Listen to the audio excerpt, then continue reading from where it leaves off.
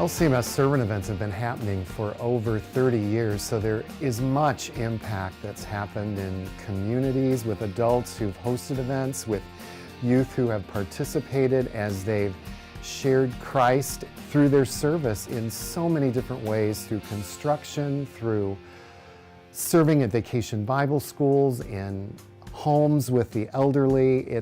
It's amazing the impact that they've had on people's lives through their service. Some of the impact that I've seen on youth is we had a guy that came out with his church, and by the end of the week he actually asked that the pastor baptize him. It brings a sense of community to them, that they are a part of a larger community in Christ. I have seen them grow and in their faith, and also the servant events have impacted them is that they see that God's ministry is everywhere and that they can be impactful.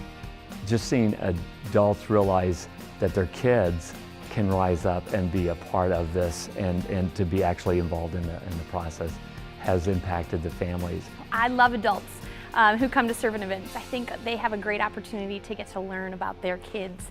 The kids that maybe they've grown up with, maybe they're their own kids, but they get to see their children and their youth doing something that they've never done before. And as far as our community, we do a lot with the elderly in for 2 days that we have our servant event. Being recognized in the community for service has been a wonderful aspect for our church, for our relationships with other people.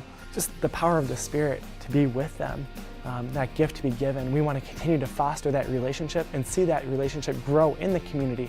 Advice I'd give to the person hosting a servant event for the first time would be to begin with prayer, continue with prayer, and end with prayer. It's a spiritual activity primarily, and so we want God's intervention, God's inclusion in all phases of the planning, the execution, and the wrap-up of it. Thousands of young people and adults have served through the years through LCMS servant events, and first of all, I'm just very thankful for the energy and the effort that all of those adults and youth have put into the service that they've provided.